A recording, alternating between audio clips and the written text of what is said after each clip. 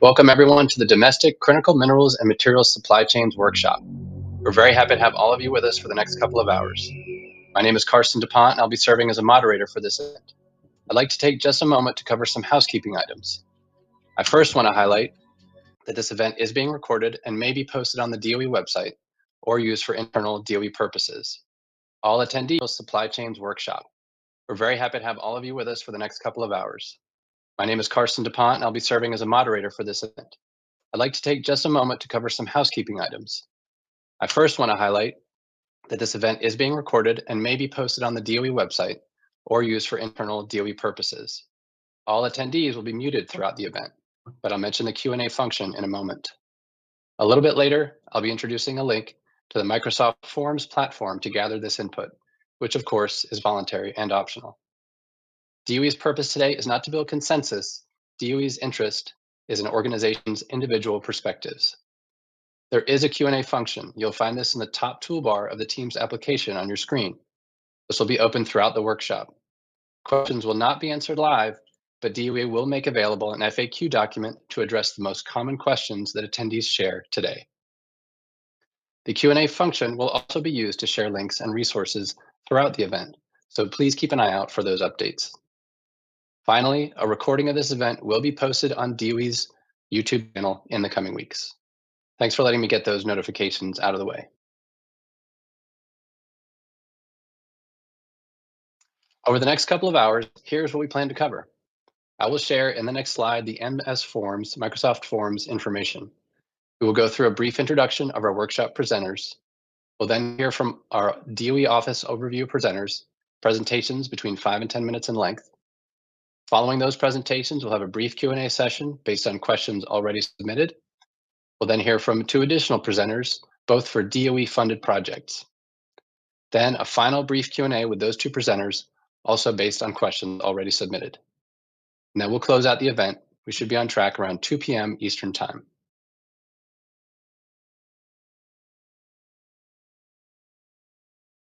This is the information for the MS Forms page that DOE will use to gather your input on questions throughout the event.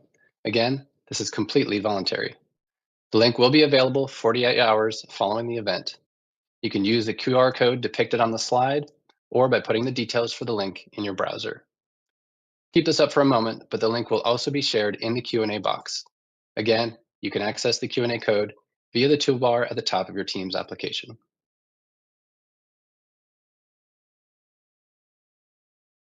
I will now mention our speakers for the next portion of the event. You will hear from each of them individually after this brief introduction. Kicking us off will be Wells Griffith, the Undersecretary of Energy at the Department of Energy. Next, we'll hear from Mike Kopp, a Senior Advisor to the Secretary of the Department of Energy. We will then hear from the following DOE leaders: Jennifer Schaefer, the Associate Director for Technology and Program Director within the Advanced Research Projects Agency Energy, commonly known as ARPA-E. Helena Kazduzian, the Critical Materials Collaborative Co-Lead and Senior Technology Manager in the Office of Energy Efficiency and Renewable Energy Advanced Materials and Manufacturing Technologies Office, or EERE-AMTO. Ryan P., the Deputy Assistant Secretary for the Office of Resource Sustainability within the Office of Fossil Energy and Carbon Management, or FECM. Angelos Kokinos, Director of the Office of Manufacturing and Energy Supply Chains, or MESC. And Wadad Whitman, the Acting Deputy Director for Battery and Critical Materials within MESC. We will also hear from two speakers outside of DOE who will provide presentations on projects that are DOE funded. Paul Boniface, Director, Business Development, Rare Element Resources, and Frank Johnson, Chief Technology Officer, Niron Magnetics.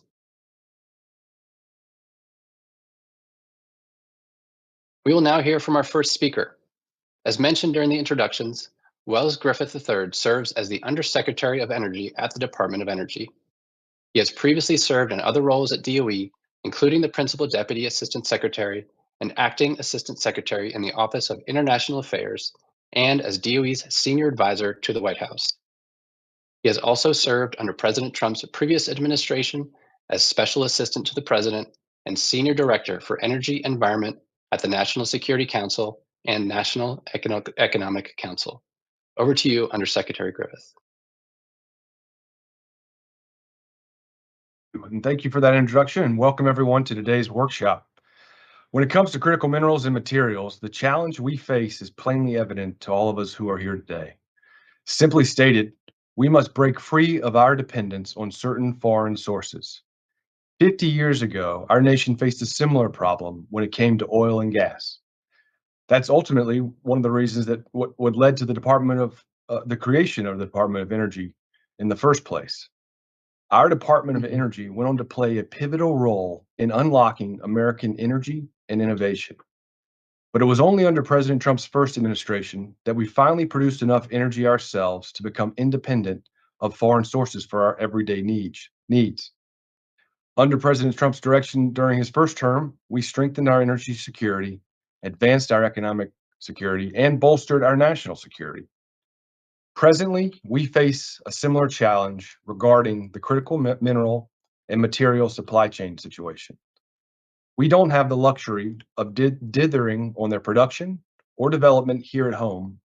We must meet the moment today. Every part of today's society depends on critical materials, and the foreign adversaries who produce them are weaponizing them to our detriment. The good news is the return of President Trump is the best thing that could have happened on critical minerals production and supply chains and for strengthening our national and economic security.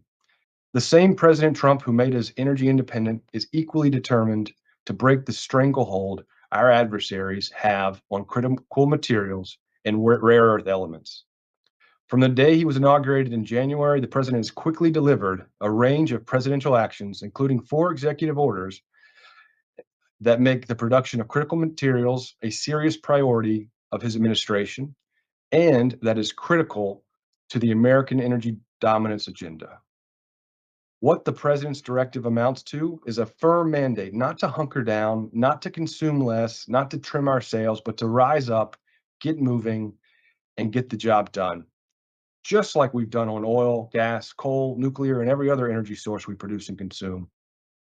So what specifically can and should we do to advance the president's mandate to shore up domestic supply chains of critical materials?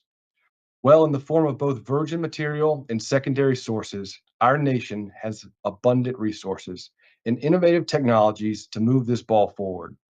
Secondary sources such as mine tailings and e-waste are potential recycling feedstocks, which can jumpstart critical mineral and rare earth element production in the United States. In addition, the Department of Energy can form near and midterm R&D collaboration with our incredible national labs and industry on advanced mining techniques, advanced mineral processing, advanced substitute materials, processes that increase the efficient use of materials, and other innovative solutions, which we plan to discuss today. Just last Wednesday, we at the Department of Energy took a major step forward on all of this, making a breakthrough announcement of our intent to issue notices of funding opportunities or NOFOs totaling nearly $1 billion to support this priority. The 5 planned NOFOs will support our domestic supply chain at all critical levels by providing opportunities for developing technologies, commercial scale deployments, and recovery materials from byproducts and waste streams. A strong American industry is the best defense against our adversaries. Under President Trump and Secretary Wright's direction, the DOE plans to use the tools at our disposal to support our industries whose innovation and productivity is unmatched. The big picture is this: we must break free as a country of any bias against production within our nation's borders. We should never apologize for our modern way of life or our abundance of natural resources. Instead, we should celebrate it and what it has done to unleash prosperity across our great nation. Our adversaries certainly aren't apologizing, and if we are to break free of them, we can't either. So once again, thanks for coming. Let's make today a productive one to advance the president's energy dominance agenda and secure a resilient, critical minerals and materials supply chain. Thank you. Thank you very much, Undersecretary Griffith. We will now hear from Mike Kopp, the Senior Advisor to the DOE Secretary. Well, we'd like to once again welcome you and thank you for joining us for our workshop today. My name is Mike Kopp. I'm a Senior Advisor to the Secretary, and I've been tasked with coordinating the department's critical mineral strategy, the central pillar of which is to secure the American critical minerals and materials supply chain. In a few minutes, you will hear overviews from some of our program offices whose work focuses on critical minerals and materials. Before we hear from these offices, I would like to just make a few comments about the purpose of our workshop. DOE is taking a multifaceted and comprehensive approach to accelerating the growth of the U.S. critical minerals and materials sector. We have established a Tiger team called the Critical Minerals Working Group to harness the expertise of each of our program offices engaged in the work and to align our efforts toward the objective of securing the critical mineral supply chain. Each of the offices you'll hear from today represent key stages of critical minerals and materials supply chains that advance and scale the mining, processing, manufacturing technologies that are foundational for U.S. energy dominance and global competitiveness. Our program offices bring distinct sets of technical expertise to the critical minerals supply chain discussion, and they each focus on a different aspect of the supply chain. You'll hear from the Advanced Research Projects Agency for Energy, ARPA-E, which focuses on advancing research and development with private sector sponsors. Concerning applied R&D, we have the Office of Fossil Energy and Carbon Management, which in the context of critical minerals, principally focuses on extraction and processing. We also have the Office of Energy Efficiency and Renewable Energy, which has a strong focus on the manufacturing of engineered materials and component manufacturing. And last but not least, the Office of Manufacturing and Energy Supply Chains, MESC, focuses on the next stage of the supply chain, demonstration and deployment. These offices and more across DOE are working together to help build resilient, stable, and secure supply chains for critical materials. Without their help, we cannot achieve a resilient, stable, or secure energy sector, and that's why we're all here today. This work, the work of building a secure supply chain, is expressly directed by the President, as expressed in numerous executive actions. In Unleashing American Energy, he directs the government to establish our position as the leading producer and processor of non-fuel materials, including rare earth minerals, which will create jobs and prosperity at home, strengthen supply chains for the United States and its allies, and reduce the global influence of malign and adversarial states. We take that charge very seriously, and we are going to move as quickly and smartly as possible to carry out this directive. In our time today, we hope to leverage the public-private synergy in this space. So ahead of this event, many of you submitted questions.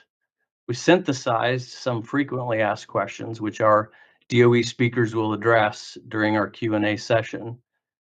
Throughout the workshop and in the days following, we'd like you to provide your input to key questions via our feedback form, which Karsten highlighted earlier. If you missed that slide, there are directions in the Q&A tool on how to access the form. We're also interested in hearing your questions you have for us. Although we won't be taking live questions, we encourage you to ask questions throughout the workshop using the Q&A tool. We will compile the most frequently asked questions into an FAQ document. The insight we received today will help inform DOE's strategies and programming in both the short and long term for critical minerals and materials. So thanks again for joining us today. I'll now turn things back to Karsten to kick off our DOE office overview presentations. Thank you. Thank you very much, Mike. We'll now begin a series of presentations from the range of relevant DOE offices that Mike just referenced. Kicking off will be Jennifer Schaefer, Associate Director for Technology at ARPA-E. Thank you so much, Karsten, and thank you everybody for being here today as we cover the significantly important topic of critical minerals and how we can advance this within the Department of Energy and with your partnership. Today, I will be giving a bit of an agency overview since it is always helpful to understand exactly how and why ARPA-E supports the efforts that we do, as well as I'll talk about specific technologies and specific areas that we're thinking about focusing on with respect to our remit here. Next slide, please. ARPA-E was really initiated around 2007, where the National Academies of Sciences published the report Rising Above the Gathering Storm, and this warned policymakers about U.S. advantages in science and technology had began to erode. And the American Competes Act was signed that authorized the creation of ARPA-E to basically manage the reality that our competitive advantage had began to erode. The American Recovery and Reinvestment Act was signed in 2009, which appropriated its first funds to ARPA-E. And when you look at over the course of more than 15 years of effort with the agency, we've now funded more than 1,700 awards. We've had 87 focused programs, more that I'll be discussing today. And in general, we are funded at the level of several $100 million per year. Next slide. ARPA-E focuses on a full ballast of challenges that connect to American competitiveness. So this can be things related to resilient energy infrastructure for the 21st century. You'll see many intersections here where we focus on American competitiveness, looking at American-made energy for all, U.S. economic development, really focusing on American leadership in science and technology. Of course, we have emphasis and consideration related to energy-related emissions, as well as significantly improving the efficiency of our energy-intensive processes in a way that can have significant impact with respect to our energy leadership within the U.S. Next slide. One really critical facet of ARPA-E is thinking about how we can take early stage technologies and advance them through the capital stack towards commercial deployment. ARPA-E exists in a space where programs focus on particular risk dynamics, and these risk dynamics can focus on technological risk, commercialization risk, and other pieces such that we can move pieces forward through to commercialization. In this very high risk area, what you can see is that you might realize startups being formed, or you might realize that university and national labs are coming to the table with respect to technologies that they're interested in spinning out into companies or even licensing these technologies forward. As you continue down that pipeline and you move through the de-risking process, you'll recognize that it's important to bring greater and greater sources of capital to the table to continue this advancement in commercialization. In some instances, technology is well positioned for direct investment from the private sector, and this can relate to venture capital or other ways to move this forward. But sometimes things are still a bit too early stage for private investment, and that's part of why we've developed the ARPA-E scale-up mission.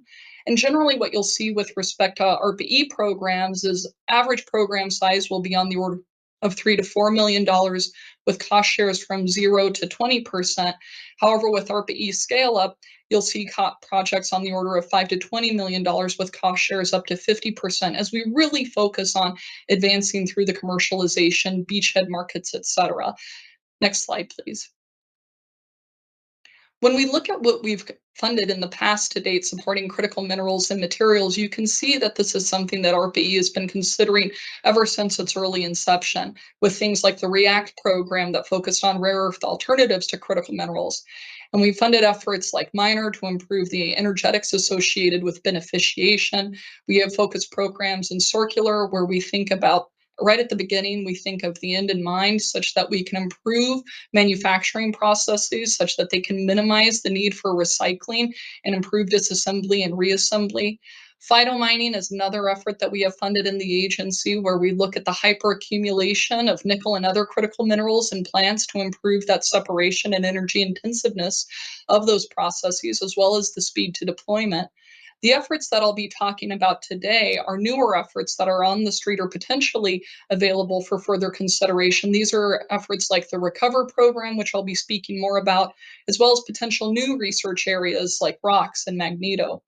We, of course, have a couple of scale-up efforts in this with Niron, who you'll be hearing from later, as well as core power magnetics, where we're really focusing on technology here that can obviate the need for critical minerals in our energy sector. Next slide, please.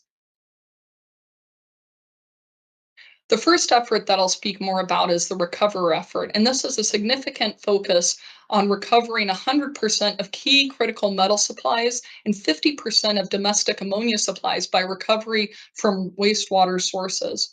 What we recognize is that a significant component of energy intensiveness in our critical mineral supply chain is the ore crushing and beneficiation associated with this. There's a very unique opportunity to leverage our wastewater resources where critical minerals may exist in concentrations sufficient for their recovery and to partner already with the fact that these are materials have been functionally beneficiated in a way. One of the reasons why we believe that this is a very timely and appropriate investment to make is because there have been significant advances in membrane technologies as well as electrochemical separation technologies that are well positioned to manage the complex matrix effects that arise from wastewater, as well as the reality that frequently the analytes and ions that you're trying to target are at lower concentrations than what you might identify in other critical mineral resources and more conventional ones. And so the efforts here will focus on, of course, stabilizing American supply chains, and teams will be developing new materials to selectively target and recover ions and molecules from wastewater.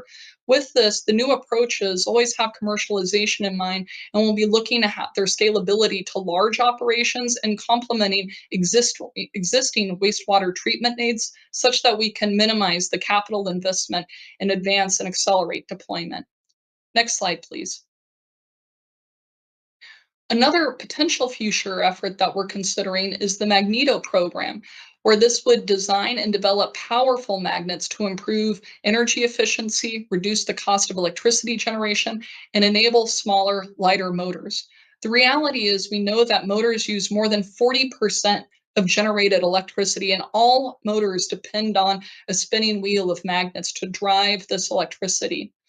We also know that there have not been significant advances in magnetic technology since the development of neodymium-based magnets several decades ago. And it seems that there is a very ripe opportunity with the development of AI and machine learning methodologies to, especially in the materials space, to go ahead and advance what this technology could actually look like in the future.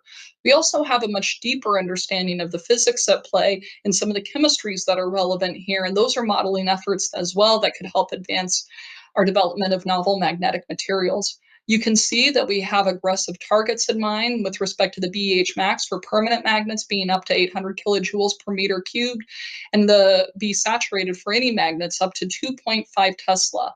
And the idea for this being that if we could develop significantly stronger magnets, we might be in a position where we can significantly minimize critical mineral dependence because of the more powerful energetics associated with these types of materials, or we could be in a position where we obviate the need for rare earth materials at all.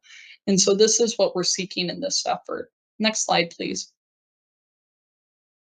Another potential future program that we are considering is the ROCKS program, and this would really accelerate U.S. mineral independence by increasing long-term U.S. access of rare earth elements and other critical minerals. This actually builds on a previous effort that ARPA-E collaborated with DARPA and USGS, where we leveraged the significant capability and resourcing already that existed with the USGS with respect to our known mineral resources, leveraged AI and machine learning capabilities to improve the resolution of maps and provide more geologic features and better accuracy, potential accuracy of what these types of resources could look like.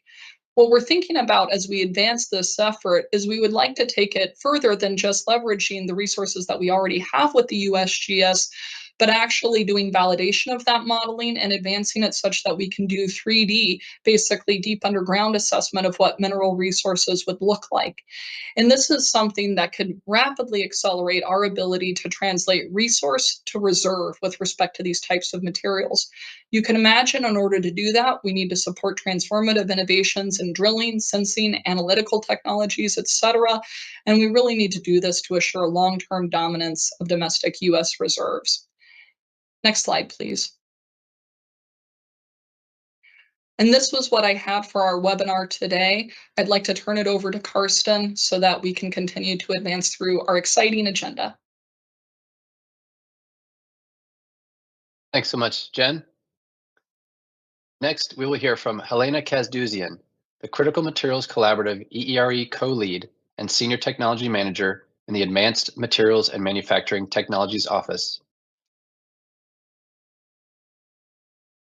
Thanks so much, Carson. So I'm really excited today to present about EERE's critical materials and minerals efforts.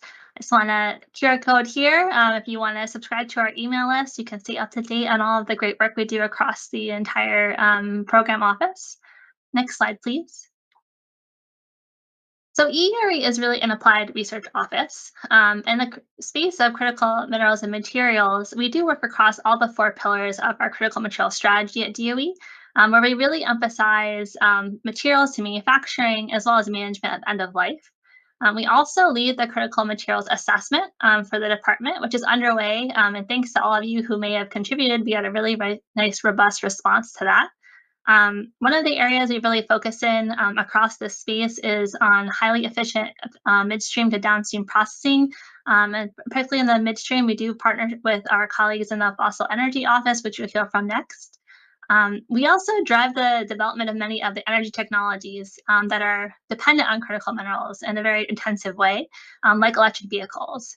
And so we have a unique approach in EERE where we can pair our innovation approaches to critical materials with the technology development and really develop product innovations that reduce our demand on these critical materials and also drive the reuse and recycling at end of life, since we work so closely with those industries.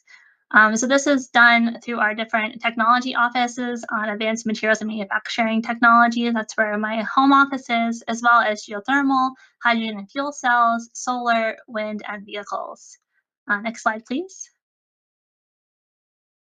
All right, so EERE is a really integral part of the broader DOE innovation ecosystem, and our role really is innovation, right? We're trying to drive globally competitive supply chains in a couple different ways, right?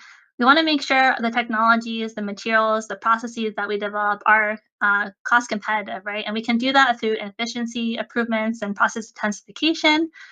We can also make sure that we facilitate a social license to operate by making sure those technologies are environmentally benign. That's really important when we think about the trajectory of commercialization. And of course, we can't do this in a vacuum, right? So we do a lot of this work through public-private partnerships, which is really what's shown here at the bottom of this slide. They really are our secret to success, and we have quite a few lab-led consortium. One is the Critical Materials Innovation Hub, which I'll talk about more in just a moment.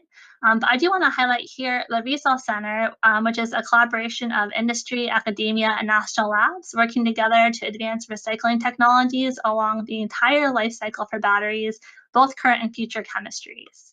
While I'm just touching on batteries, I do just want to highlight our Advanced Battery Consortium that's run through EERE's Vehicle Technologies Office. There's probably not a lithium-ion battery chemistry on the market or a electric vehicle that wasn't developed through this consortium. I think that just is such a testament to the power of these public-private partnerships and how pairing this innovation on critical materials with the technology development and for energy is really powerful. We have many more programs that are developed innovation, which I'll just touch in a second. We also are thinking about facilitating multiple pathways to foster commercialization of those technologies, like the accelerator program that's represented in the middle of this diagram, that's supported by techno-economic analysis and workforce development, and of course, the power of our national labs. But we really can't do any of this without people, right? So that's where workforce comes in. I'll talk more about some examples of that in a moment. And of course, we partner with all other offices on this webinar now to think about those different pathways to commercialization. Next slide, please. So here is just a flavor of what EERE's programs look like. Right? This isn't comprehensive, but I just wanted to kind of get a flavor, right? So you can see on the left some different programs through our different tech offices. And they touch on all 4 of those strategic pillars I mentioned, right? And a range of different critical materials. So we have, a lot of work on lithium extraction from geothermal brines. We're looking at platinum group metal substitutes and also e-waste recycling, just as a flavor of these different technologies. And it gives, I think, some insight into what our funding priorities have looked like to date. Next slide, please. All right, so one program I do want to highlight is the Critical Materials Innovation Hub. It was launched in 2013 as the flagship program to really advance DOE's first ever critical materials strategy. That's really reflected in its organization. You can see that on the left, where the core research areas are aligned with our strategic focus in DOE on enhancing and diversifying supply, developing substitutes, and also unlocking secondary sources. All of this research is accelerated through the use of cross-cutting research. And this is really an early stage effort to develop technological options. The ecosystem brings together 9 national labs, 20 universities, and over 20 companies to do this work. It is industry-informed but science-led, and it's been very successful. You can see it's resulted in over 60 patents and 20 technologies licensed to industry. Many of those are working their way to become, commercially available today. And just this week, SEMI added actually 2 new R&D 100 awards to its name. First, I want to congratulate the director, Thomas Lagrasso, for being named the R&D Leader of the Year. It's a really great recognition, and we're excited, that our labs benefit from his leadership. International Lab also received an R&D 100 award as being a Green Tech Gold winner. So that's for rare earth metal via alternative fluoride salt process that was developed actually through CMI and is a new way to make metals for rare earth elements. So this is just a sample of the power of this hub. It's a really strong R&D foundation that's being expanded, especially by our colleagues in the Office of Fossil Energy, which you'll hear about shortly. Next slide, please. I just want to highlight a few ways that we're training the workforce in DOE at EERE. So our Vehicle Technologies Office has several workforce development activities and battery recycling, aiming to develop secure mineral supply chains by taking advantage of minerals already in the battery supply chain. On the engineering side, our students work with the Battery Workforce Challenge Competition to compete design modules for ease of recyclability. And you can see an example of that on the upper right. We're working to develop standardized training curricula for technicians at battery recycling facilities. So you can see it's not just academic focus, it's also thinking about the broader needs. We have in my home office in AMTO, the Lab Embedded Entrepreneurship Program. That's providing fellows who have early stage startups or technologies with support to basically learn how to transition their ideas into the market. Over 200 fellows have been supported. They're managing over 100, almost 200 businesses as well. That's created over 4,000 jobs. And several startups that focus on critical materials have gone through this program, like N-Cycle. CMI itself is doing quite a bit to meet the moment. Over 1,000 alumni have come out of CMI and gone to industry. About 35% of those folks go into industry like MP Materials, Energy Fuels, and Tesla, but also going to our national labs, university, and even government. I myself am an alumna of CMI and bringing that expertise here to the Department of Energy. We also have some programs that have benefited, the the broader ecosystem of our national labs by training through our Leadership Academy, leveraging our great fellowship and internship programs like the Science Undergrad Laboratory Internship. And then we also think about not just K through 12, but actually K through 16, thinking about undergrads. How are we training them to be the next generation of leaders? Sorry about that. This summer, CMI actually launched their own internship program that's increasing industry access to the national labs capabilities and equipment. It's providing more confidence to industry in hiring these students by working with them directly. And it's also addressing a need, right? Students need this training with industry in mind. CMI also has an education toolkit that's being used by our current cohort of the CMI Leadership Academy. You can see on the bottom left, that's them learning how to use the toolkit. They're deploying this all over the country in their hometowns and at the high schools in their area to help young people learn what critical materials are. And then finally, CMI's educational lead, the Carlisle School of Mines, mentors students all the time. You can see on the bottom right, this is the 5th year in a row that CMI has partnered with the Colorado School of Mines to mentor a team. The Colorado State High School Engineering Design Competition went to the national competition for the 5th year in a row. So that's a way we're training this new generation. Next slide, please. Okay, and finally, the moment I think everyone's probably waiting for is about the Notice of Intent that went out on August 13th. It signals the intention for AMTO to fund a critical minerals and materials accelerator program at a level of up to $50 million. The goals of this program are to foster industrial partnerships to prototype and pilot innovation and validate these materials and manufacturing technologies so we can boost demand, extend the lifetime of the materials. We also want to enable informed decisions, optimize the processes, and build confidence in the scale up of these technologies by leveraging life cycle assessment and techno-economic analysis. And finally, we also want to address the urgency of the moment, right, to meet the demand, to secure these supply chains, and have the technologies and manufacturing needed. It's expected to cover 4 areas of interest you can see on the slide. So rare earth magnet processing from secondary sources, refining and alloying of semiconductor materials, direct lithium extraction and separation, and improve co-production. The teaming partner list is active. You can see the QR code on the right. That'll bring you to the Notice of Intent announcement. This is a way for you to, express your interest and explore potential partnerships. But just a quick disclaimer that joining the list does not mean that DOE has endorsed or sponsored those individuals or organizations on the teaming list. So just providing that disclaimer. And that's all I have. So I'll turn it back to Karsten. Thank you. Thank you very much, Helena. Next, we will hear from Ryan P., Deputy Assistant Secretary, Office of Resource Sustainability in the Office of Fossil Energy and Carbon Management. Thank you.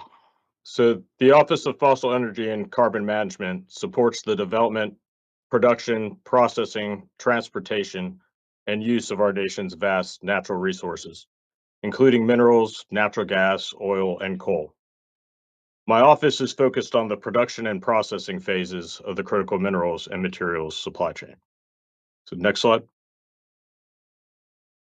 Our office funds research and development through grants and other financial assistance that can be deployed in American industries to increase U.S. competitiveness and secure production of domestic natural resources. As I'm sure many of you know, the biggest mines in the world are American mines, and the world's largest maker of mining equipment is an American company. It wasn't so long ago that American industry led the world in the processing and production of graphite, aluminum, and rare earth elements. We believe the U.S. will win this race for resource security by leaning into our industrial strengths and our industrial innovative spirit. We've done this before. This is the office that invested in the early research and technologies for hydraulic fracturing and directional drilling, then partnered with industry to ignite the shale revolution. and we can do it again. Innovation and helping industry do new things is our specialty. Next slide.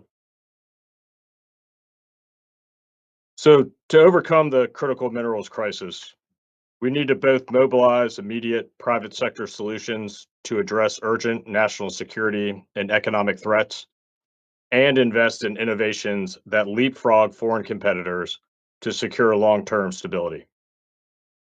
Each critical material supply chain has unique challenges, but to win the long game, we will need to make sustained R&D investments to pioneer new processes and de-risk emerging technologies.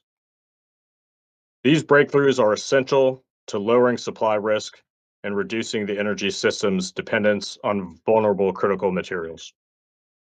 At the same time, DOE is intensifying efforts to deliver immediate impacts that mitigate today's critical minerals crisis while building the foundation for lasting resilience. Next slide. So these are the areas where the Office of Fossil Energy will make strategic and long-term investments. Our office focuses on mineral production and processing technologies to produce the minerals we need from wherever they can be found. This includes prospecting technology for new mineral production opportunities, developing new ways of mining, new materials, and very important for today, deploying technologies to recover minerals from American industrial processes. Our office works closely with the private sector to increase the likelihood of technologies reaching the marketplace at scale. In alignment with our office's strengths and the spirit of advancing mineral addition, we need to address gaps in mining, workforce, and mineral supply. Our office will ignite industries to compete for unminable mineral resources by investing in technologies that can transform mining, similar to how the shale revolution changed the economics of oil and gas extraction. To develop a robust domestic mineral industry, we need to enact measures to support the current mining and metallurgy workforce, enable crossover from engineers and technicians in other sectors into critical minerals, and stimulate a new generation of workforce interested in all elements of the supply chain. Next slide. So after over a decade of successful program activity, there are immediate impacts we can deliver from our technology development. We believe new technologies are ready to scale critical mineral recovery at existing industry operations. And this will generate new supply as a byproduct of major industries. We believe new businesses can deliver high impact tonnages that matter from domestic industries like oil and gas, the power sector, and other major industries like zinc, aluminum, titanium, and fertilizer.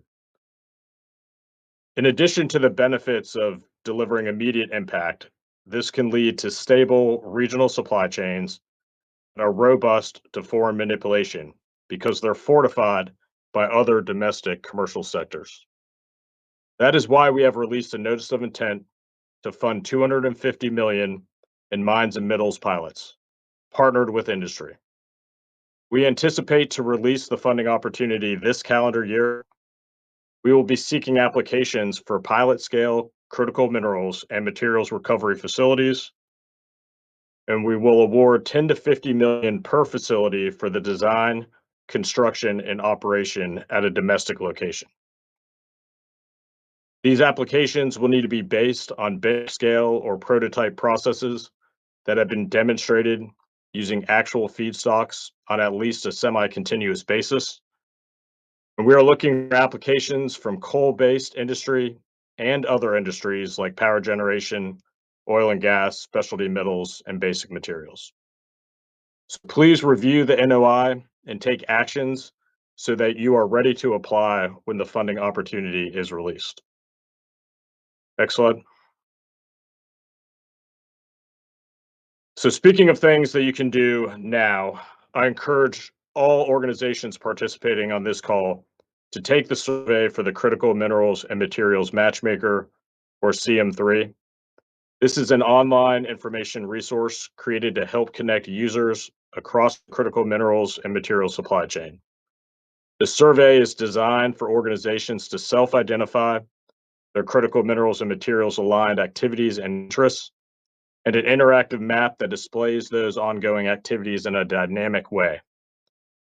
The goal of this tool is to connect organizations and individuals involved in research and development, demonstration and deployment, as well as organizations that have activities related to critical mineral resource permitting, production, supply chains, and environmental impacts and benefits. The more organizations that take the survey will make the tool more effective and of benefit for all of you. Next slide. The critical minerals crisis requires everyone working together and pulling in the same direction. And so I want to end by highlighting one effort we have with the national laboratories. Our office has built a team of lab experts and invested in the facilities and equipment to assist the department and U.S. industry to address this challenge. And we refer to this investment as Metallic, the Minerals to Materials Supply Chain Research Facility. It is an innovation ecosystem made of a consortium of 9 national laboratories. This will serve as a hub of experts and an equipment testbed for industry and academia. Metallic is a publicly accessible hub for scaling up infrastructure and technical assistance. It'll enable investors to focus resources on their core technologies and scale faster, ultimately accelerating innovation across the sector.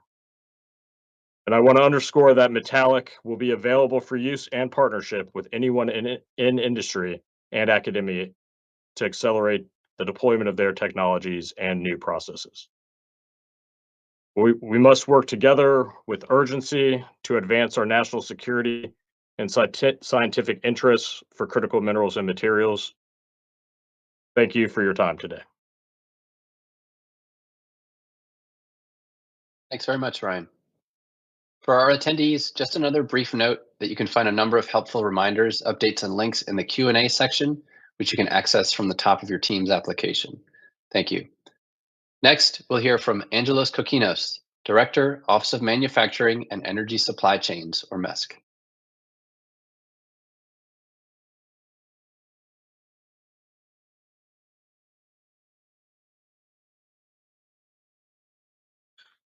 Good afternoon, everyone. I'm pleased to speak to you today about the significant role that the Manufacturing and Energy Supply Chains Office plays in the domestic critical minerals and materials supply chain.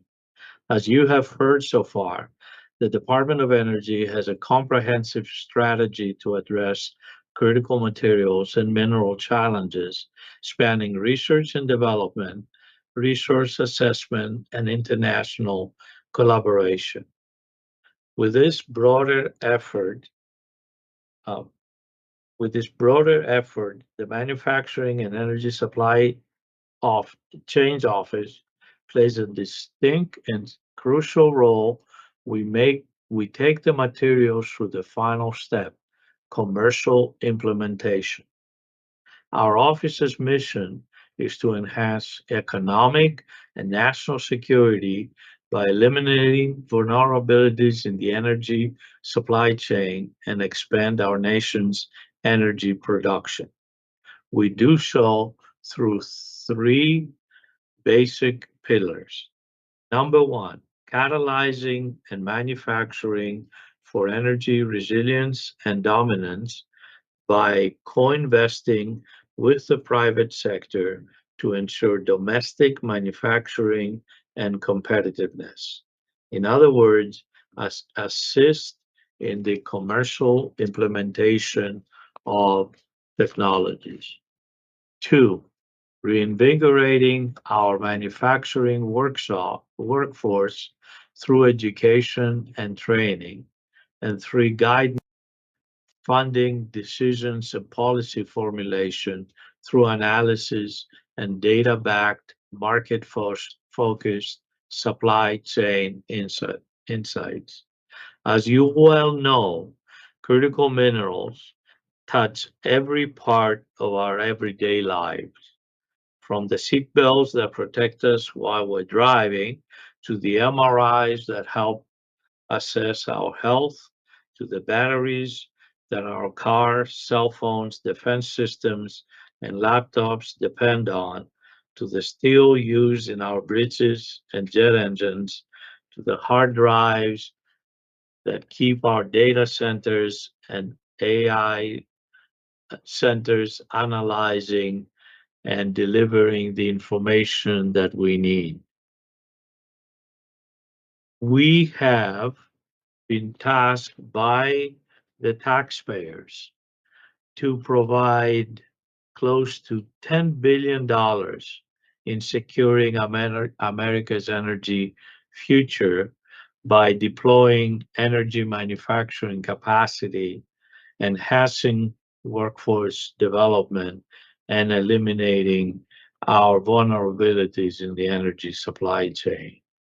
Currently, we have over 300 initiatives that are being financed to advance these tasks.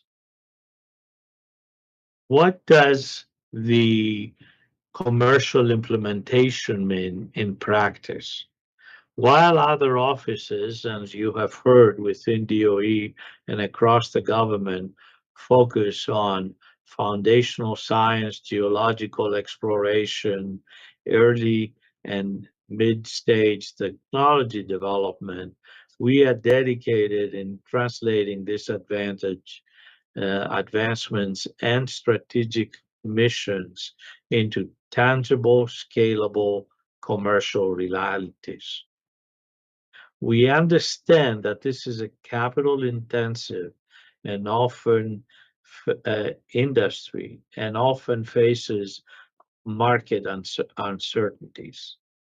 So our office works to mitigate this risk through various mechanisms, including grants, technical assistance, and making domestic projects more attractive to private investment.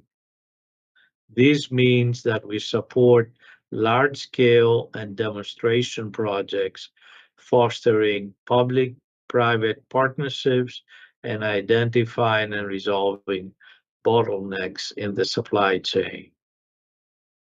Our goal is to support the industry by demonstrating the technical, and I emphasize that, the technical and economic viability of technologies at a commercial scale.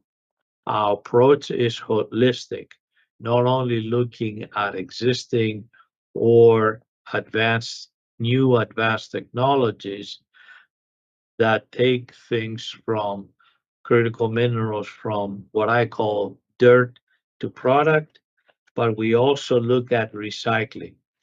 Recycling is not merely waste management, it is a vital source of secondary supply that reduces reliance on the primary extraction. As a result, we also support demonstration of innovative recycling technologies.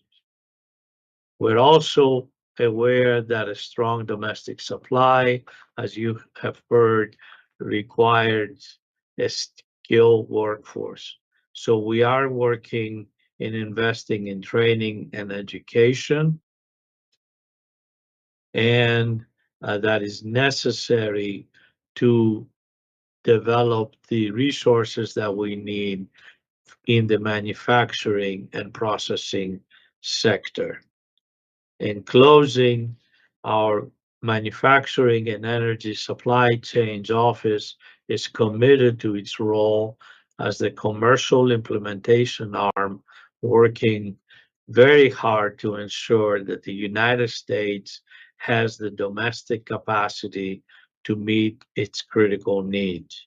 We look forward to your continuing collaboration with all of you gathered today, and as we try to collectively build more resilient and secure domestic supply chains for critical minerals and materials. Thank you very much. Thanks so much, Angelos. And finally, we'll hear from Widad Whitman, the Acting Deputy Director, Batteries and Critical Materials for MESC. Good afternoon, and thank you all for joining us. To conclude the program overviews, we want to highlight the national security lens that we are applying at DOE. The Foreign Entity of Concern program, or FEOC, decouples our supply chains and ensures that taxpayer dollars go to American companies. The American energy industry cannot be beholden to foreign economic statecraft instruments, which is why we have invested significantly into building out an expansive FEOC strategy and program.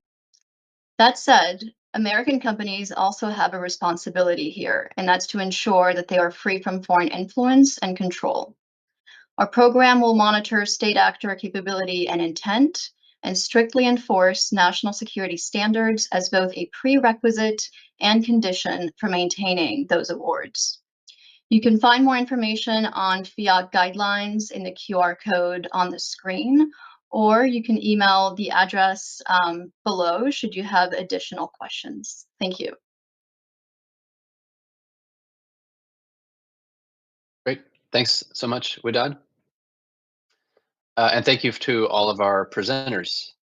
We'll now shift to a 15 to 20-minute Q&A session with the presenters from whom you've just heard. They'll be answering questions previously submitted by many of you in attendance.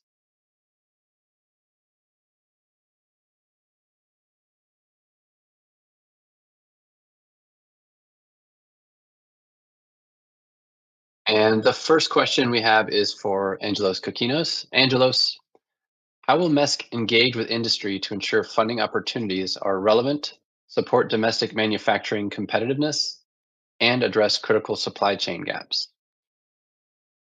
Thank you. A couple of things. As it was mentioned earlier by both the Undersecretary and Mike Kopp, the Senior Advisor, the Secretary has tasked us to ensure that we coordinate our activities. And as a result of that, we have, under Mike Kopp's leadership, what we call the Critical Minerals Working Group, or TIGER Group, that ensures that meets every week, and that assures that every office that is working in critical minerals is informing as to their activities, such that we match the activities with what the goals of the President and the Secretary are. In addition to that, we have the Critical Minerals Collaborative Group, which is also meets regularly to coordinate on a regular basis to ensure that we have a cohesive approach to engaging with industry and what we are working on. Last but not least, the Manufacturing and Energy Supply Chains Office, we engage with industry through requests for information. We do webinars such as this, or in-person workshops, and in terms of, so we can hear directly from the stakeholders their ideas and their concern. We are very focused on commercializing the technology that is being developed, or to help address issues that the industry is facing as they are competing against foreign, what I would call monopolies. Thank you. Thank you very much, Angelos. Elena Kazduzian will take the next question. Elena, what are the perceived bottlenecks for scaling up critical mineral technologies, and what support can AMTO provide for pilot scale projects and advanced separation techniques? Thanks for the question, Karsten. I hear constantly from our stakeholders that they just need an opportunity to de-risk the projects. And this needs to be done on an industrial relevant scale, on a continuous basis, right, under real world conditions. And that's the scale might vary depending on the technology, but we hear consistently we just need this opportunity, right? And the pathways historically have been kind of limited, right? Like we do the R&D, there might be there's been a gap, right, to actually de-risk these technologies, and so that's partly why we created the Critical Materials Collaborative, right? We want to coordinate, of course, what we're doing, but we also want to facilitate multiple pathways for technology to get commercialized. And so, while we have our public-private partnerships that have the right teams in place, they need opportunities, right? So historically, we've had things like the Small Business Technologies Transfer Program, Office of Technology Commercialization's Technology Commercialization Fund Program for folks for industry to partner with the labs, right? And scale the technologies. But now we also have this Critical Materials Accelerator program that I mentioned earlier to kind of provide an additional pathway to validate technologies and really get them ready for piloting. And I think I'll just speak a little bit out of my office space for a second. You heard also from Ryan P. earlier on Metallic. That's open for collaboration, right? And this is really the ecosystem we have at our national labs, all of these capabilities under one roof, right, to do the de-risking, all these test bed configurations. So I think, we always welcome more feedback on how we can make these pathways more accessible. So please, reach out to us, to tell us what you need. But to my knowledge, that's what we have going on at the moment. Thanks. Thank you, Helena. The next question is for Jen Schaefer. Jen, what strategies or funding pathways does ARPA-E envision to accelerate the transition of early stage, non-equilibrium, or low chemical input separations from laboratory to pilot scale validation and industrial adoption within the U.S. critical minerals supply chain? That's a great question because technologies like they're talking about there are going to be really critical and they're a very ripe opportunity with respect to investment and de-risking. And so we do have further program development efforts going on at the agency. In my role as Associate Director of Technology, I work with program directors on the development of program areas. And depending on where we end up with our engagement with various stakeholders, anytime we develop a program, we interact both with the technology, engagements with universities, national labs, other aspects to understand the current state of the technology, as well as where the opportunities are with respect to business development and commercialization. And I imagine that coming forward, we're going to be looking at this very seriously as a part of engagement in that effort. And then if we were to move in that direction, I should also say that this is actually something that we do for all programs, right? But in the sector that you're particularly thinking about, you could imagine a potential focused funded program in this. And if that were to happen, that would be basically step one with respect to technological de-risking. And of course, from there, you could imagine marching through the ARPA-E technological de-risking pathway that I was talking about earlier, which is really start de-risking the technology, move forward with potential follow-on venture, or perhaps further non-dilutive investment from the Department of Energy to invest in that and go from there. So thanks for the question. Thank you, Jen. Our next question is for Ryan P. Ryan, there's a renewed emphasis on extracting resources from the earth to accelerate our energy production. Will there be an increased emphasis on using the extracted materials and waste as an important source for domestic critical materials? Yeah, thank you for the question. I mean, we have vast resources in the United States, both in the ground, in the subsurface, and located in these waste streams like mine tailings, coal ash, acid mine drainage, other industrial waste streams. And this is a huge opportunity and something that we see as a priority. Just like recycling end-of-life systems like batteries, we need to take advantage of these waste streams or unconventional resources. We have efforts to characterize these, but we also need to get technologies commercialized and to scale.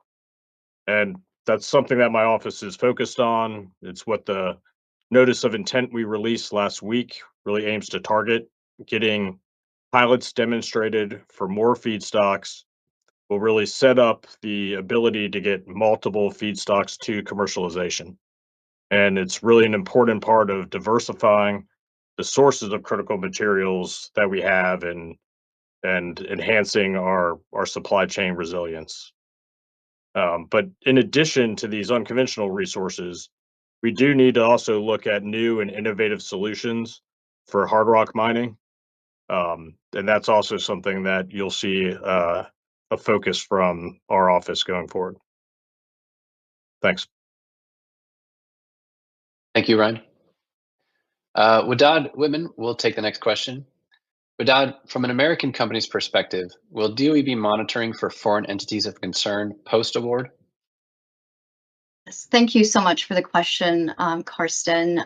Yes, that is a critical component of my program.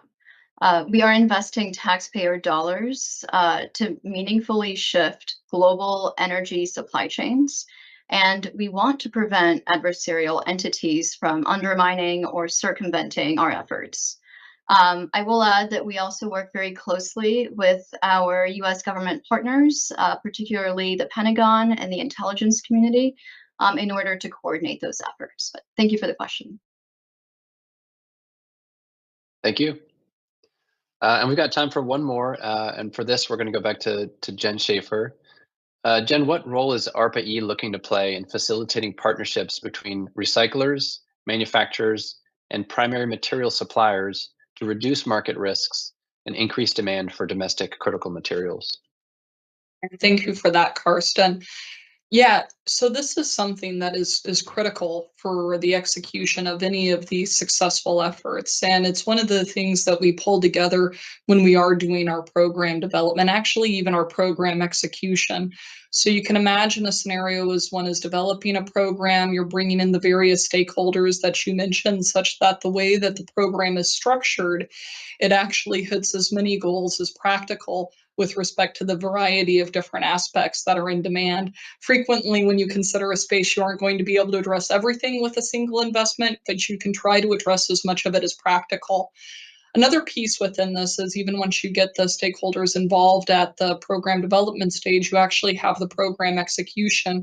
And one of the aspects that makes ARPA-E unique is a very active program direction cycle where the program director is very engaged in the program management, not only with respect to negotiating and setting the technical milestones, but also with the commercialization of the technology. And so you can imagine scenarios where you're bringing stakeholders in at timely points, helping them to attend various meetings that the agency has so that they can connect with a broad ballast of people that are considering this space. And so it's really basically an ongoing conversation in these types of dynamics. Great. Thank you again, Jen. And thank you to all of our speakers for their responses to these thoughtful questions.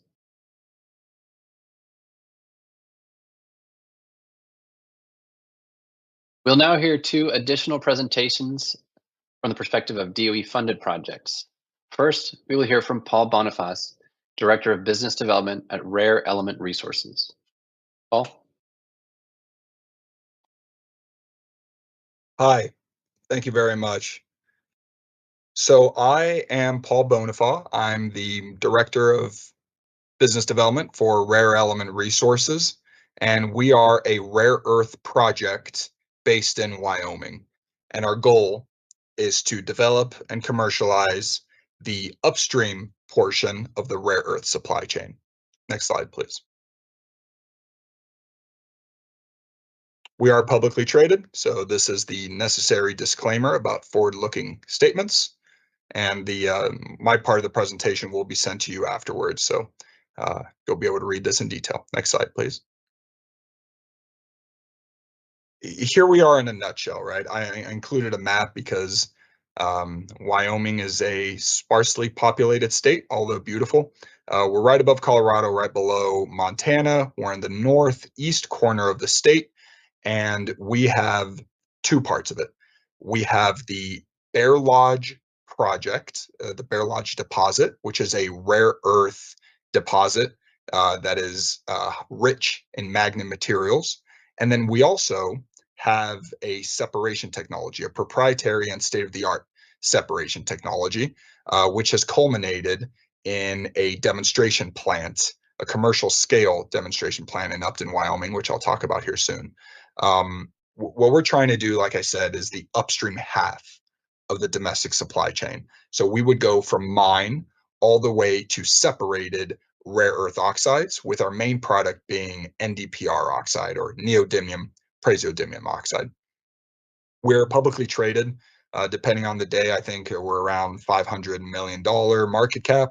We are in Wyoming, and we've been around for a couple of decades now, investing over $170 million in both the deposit and in the separation technology, along with our tech giant partner, General Atomics, who you may know as one of the largest defense contractors, private defense contractors in the United States. Next slide, please. This video, I'll just talk over the video as it goes. So what you're seeing here is RER's $66 million demonstration plant in the small town of Upton, Wyoming.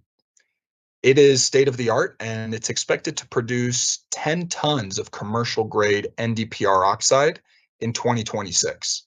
And this is leveraging the proprietary technology that we have developed alongside General Atomics, who is also RER's majority shareholder affiliate. This demo plant is very much industrial scale, and it was supported by a generous $24 million grant from the DOE, as well as $4.4 million from the state of Wyoming. RER's separation technology, in a nutshell, it has higher efficiency, and lower costs. So it's really bringing the technology that was originally developed in America for separating rare earths, and then over the decades moved to China, where the innovation pretty much stopped. They just kept repeating the same tried and true methods that were great in 1950, not so great today. So we're really taking an efficiency and a step change here. Like I said, this facility will produce 10 metric tons of commercial grade NdPr oxide, but the goal here is commercialization. It's all about commercialization. And we are targeting 2,000 tons per year of high purity NdPr oxide by the end of the decade. That is our goal. So next slide, please. This is pretty much everything I just said. That way, when you download the presentation, you can have a reminder. Next slide, please. So a little bit about the deposit itself. Our rare earth deposit is called the Bear Lodge. It is north of a little town called Sundance. And if you know your Western outlaw history, you might remember Butch Cassidy and the Sundance Kid. Well, the Sundance Kid was from Sundance, Wyoming. So the Bear Lodge deposit was actually discovered by the USGS decades and decades ago. And they recognize it, and it is recognized as a world-class deposit of rare earths. Now, I'm cognizant of the fact that pretty much every mining company claims to have the best deposit. We don't have the best deposit in the world. That's just not factually true. In fact, the only operating rare earth mine in the United States currently is Mountain Pass. And to put in perspective, Mountain Pass is somewhere between 7.5% trio, what we call trio. It's a total rare earth oxide. It's a way to measure the concentration of rare earths in the ground. So the biggest mine in the United States and one of the biggest in the world is Mountain Pass, and they have about 7.5%. We have about 4.5% trio. That is significant. As far as I'm aware, it is the highest concentrations anywhere in the United States of a deposit that has not yet been turned into a mine. If you compare that, that's very much 10, 11, 12 times more concentrated than any comparable hard rock rare earth deposits domestically or anywhere. And then though there's a lot of interest in coal, and we very much support unconventional coal as well as conventional coal. They're sitting around 300 ppm, maybe 500 ppm. We're about 45,000 ppm. It's over 100 times more concentrated than that. And so a lot of everything depends on concentration, metallurgy, and we do not have a concentration problem. We have fully delineated, fully explored. We've drilled tens of thousands of feet of core. We have warehouses filled with them. It's a very well understood and characterized deposit, and it is ready to continue permitting. We actually started permitting about a decade ago, when then the price manipulation of rare earths started in China, and that had to be put on pause, but we're ready to pick it back up. Next slide, please. What you're going to see here is a time lapse of the construction of our rare earth demonstration plant. It's all about separation. Right now, you'll see by the end of the video that it's fully constructed. Spoiler alert. But right now we're in the rework stage because this is a first of its kind innovative technology. And this demo plant that you're seeing, it was originally developed as an idea of a 12-month testing facility, 10 to 12 months. But we do have plans to extend the life of the plant for further rare earth progress, including heavy rare earth separation.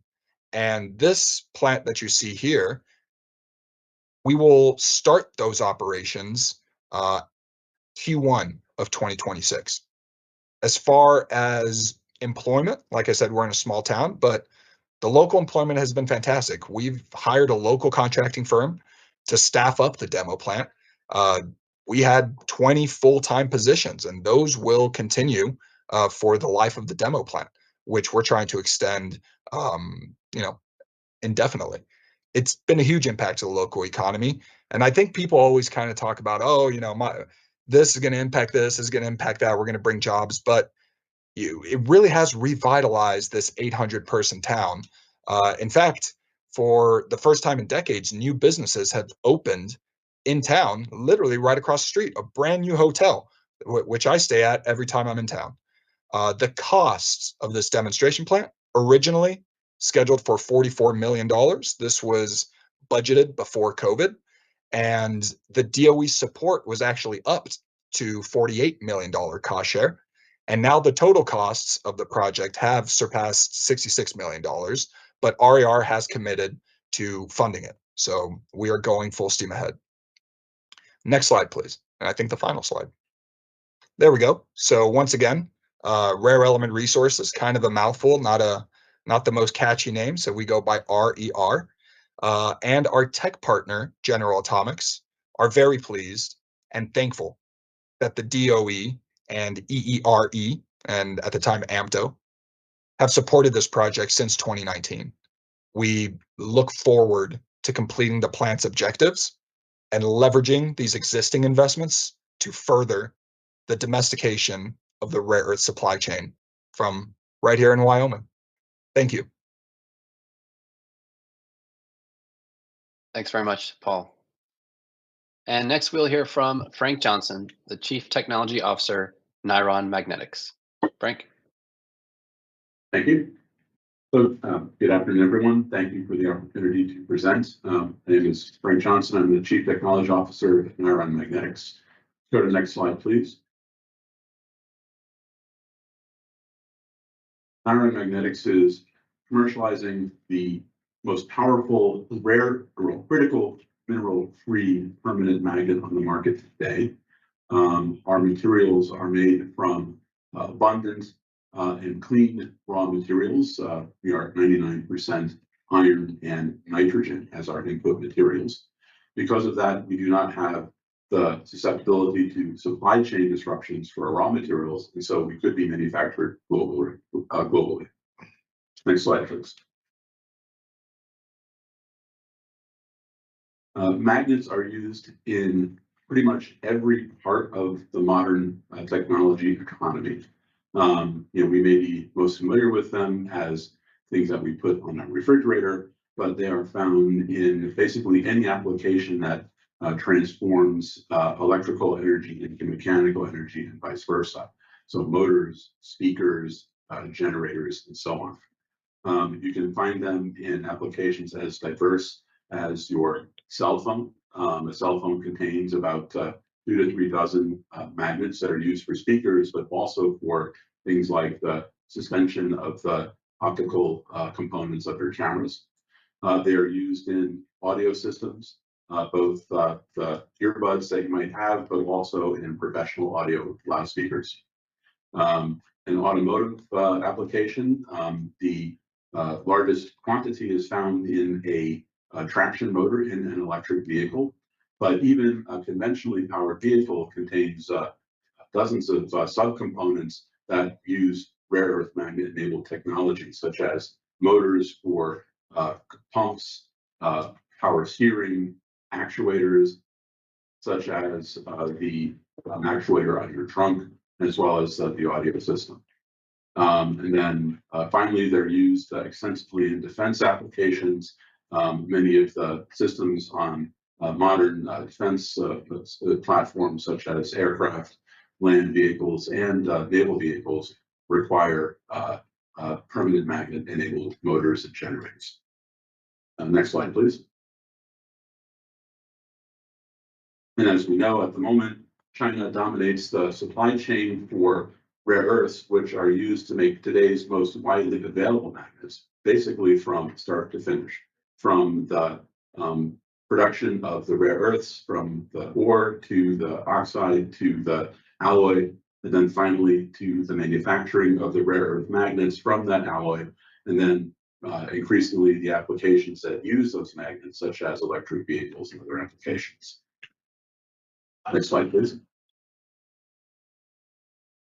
NIRON has been around for about a decade. It was founded based on research that was funded by ARPA-E starting in 2010 in response to the first restriction of rare earth elements that appeared from China. There was a project called REACT funded by ARPA-E that funded several teams looking at alternatives that did not use rare earths or use less rare earths. The University of Minnesota team was the only team that was able to attract sufficient venture capital from that in order to start a commercialization effort. And so NIRON was founded in 2013. Next slide, please. The initial funding came from a white space firm, Artemin, and it was based at the University of Minnesota for several years. In 2017, we made enough progress technically that we were able to raise our first round of funding. The lead investor was Anzu Partners, a venture capital firm that specializes in hard tech. But we also have a group of investors, including the University of Minnesota, as well as the local Shakopee Minnewacan Sutra. The work continued at an industrial facility that we established in Northeast Minneapolis, where we explored the manufacturing technologies that were developed at the university to de-risk the core technology so that we could find a way to transfer the lab scale process into a scalable bulk manufacturing process. Next slide, please. Another key step along the journey was the selection of NIRON for a scale-up award in 2022. This was critical. This provided the capital that we needed to build out our pilot scale manufacturing facility here in Minneapolis. This also provided the non-dilutive funding that enabled us to raise a subsequent round of funding to complete the capital equipment purchasing that we needed to produce. And we are about to finish the ARPA-E award. And with this, we have been able to scale up our manufacturing capacity to about 2,000 kilograms of magnets per year.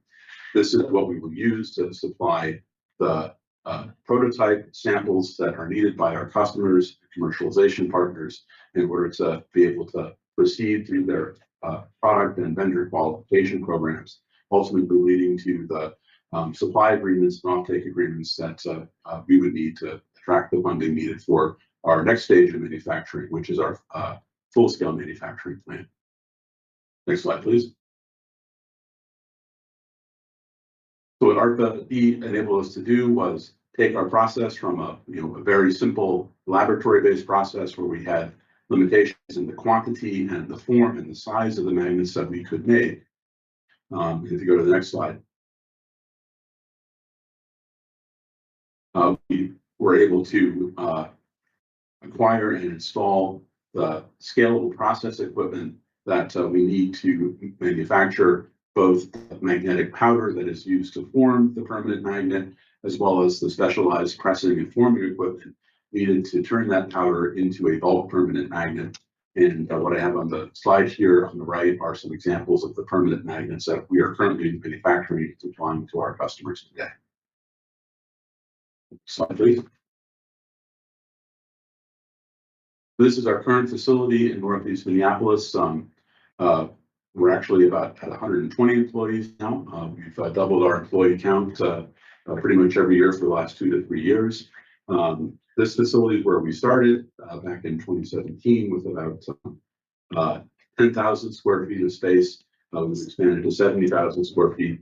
And we had our ribbon cutting ceremony a year ago. And as we continue to produce magnets for this facility, we'll continue to provide these to our customers, as well as be able to supply specialized lots for special orders. And this will continue to be the R&D facility for Nylon as we grow.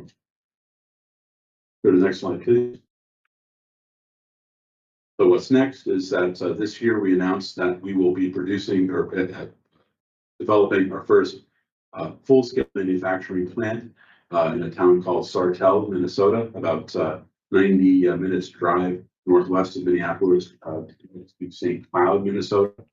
At this facility, we'll be able to install the capacity of the equipment and the facilities needed to produce on the order of 1,000 metric tons of magnets per year. These will be the materials that we'll use to satisfy our initial customer orders. And it will also prove out the technology needed to build subsequent full-scale manufacturing plants by demonstrating the process operating at scale. Next slide, please. So I want to take this opportunity to thank our partners, both within the Department of Energy, the Department of Defense, but also our customers and investors as we've proceeded on this journey. If you'd like to know more about Nylon Magnetics, there are our contact information, or you can reach out to me. Thank you. Thank you, Frank. So before we conclude with the Q&A with both Paul and Frank, I just wanted to remind everyone that the Microsoft Forms link will be available for another 48 hours after the event. And again, this is voluntary, totally optional. The link is also provided in the Q&A section of your Teams view. You'll find that if you scroll down.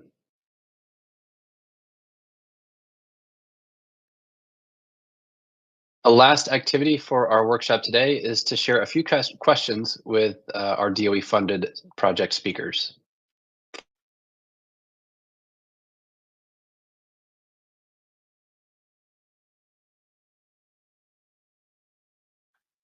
So the first question, and Paul, I think we'll start with you, and then Frank, you'll follow. The first question is, what governance and decision mechanisms are needed to deliver an Operation Warp Speed style response in critical minerals without compromising technical rigor or fiscal safeguards? I think commercialization timeline is indeed important. However, the viability of the technology and the project assets shouldn't be compromised over near-term goal of imminent production, right? That's the case with the RER demonstration plants, as the separation technology innovation should be front and center, even if time and funding is needed first before the commercialization of the project. Why?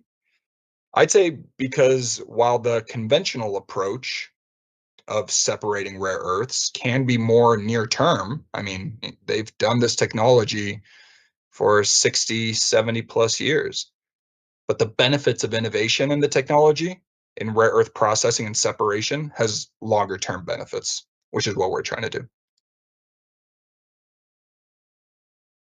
And from our perspective, something that would enable a warp speed style program, and it's kind of explained, I think a lot of the success that we've had is focus on a goal. In our case, it's the development of a rare earth-free compound magnet based on iron nitride. Because when you focus on that goal, it allows you to have the flexibility that you need how to achieve that goal. And what types of, in our case, processing and other types of methods that we may or may not need to pivot to. And so then when you have the goal and the flexibility, then if you have the participation of your stakeholders, both in the government and on the customer side, then you can find the support that you need to achieve that in the fastest time, or fastest speed and minimum time possible achieve. Great. Thanks to you both for that. And Frank, I think for this next question, we'll start with you this time. What tools, infrastructure, and models are needed to scale promising technologies from concept to prototype to pilot and validate them for broader adoption? Again, looking at our example, we have a product that is a component typically of a larger system. So what we've been able to do is use tools like computational methods, both in simulation of materials, and also machine learning methods that we can use to try to understand what the performance of our product would be before we were able to scale up the product to the level where we can provide prototypes. This allows us to work at a much earlier stage with our partners so that we can work with them to understand how best to use our material in their application. And then, other needs are the data that you have to generate in order to feed those simulations. And this is where collaborations with entities like national labs is very valuable because of the scientific work that's been ongoing for many, many decades, but also the specialized facilities like computational and characterization facilities needed for advanced material projects such as ours. And on our sides, especially in terms of infrastructure and models, the huge benefit that China has, for example, is that they are a non-market economy, and their government has support mechanisms to be able to heavily subsidize industries that at the onset may not be completely economical on their own, but are important for many reasons, including a national strategy or national defense. So for us, scaling RER's Bear Lodge project was helped immensely by the DOE-backed infrastructure like our demo plant, because that serves as a bridge from pilot to what we're shooting for, which is a 2,000 ton per year commercial NdPr oxide production by the end of the decade. And that addresses the upstream mining to oxide needs. So the infrastructure, like our $66 million plant, generates operational data and economical data that de-risks it towards bankability and commercialization. Excellent. Thanks again to you both.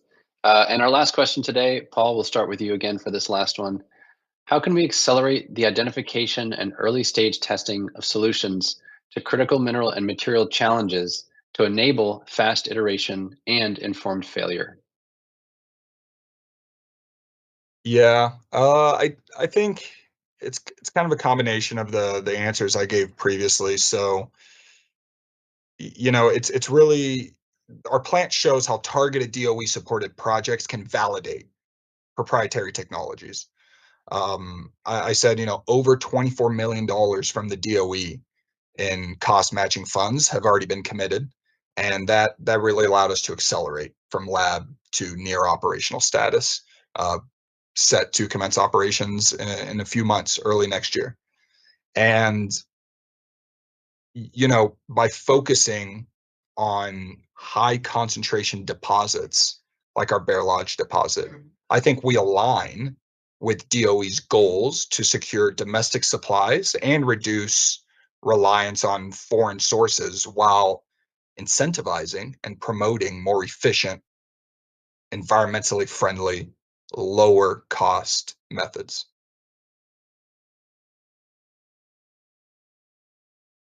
Yeah, we've benefited greatly from the model that ARPA-E and DARPA established, and how to seed and develop advanced technology programs at a rapid pace.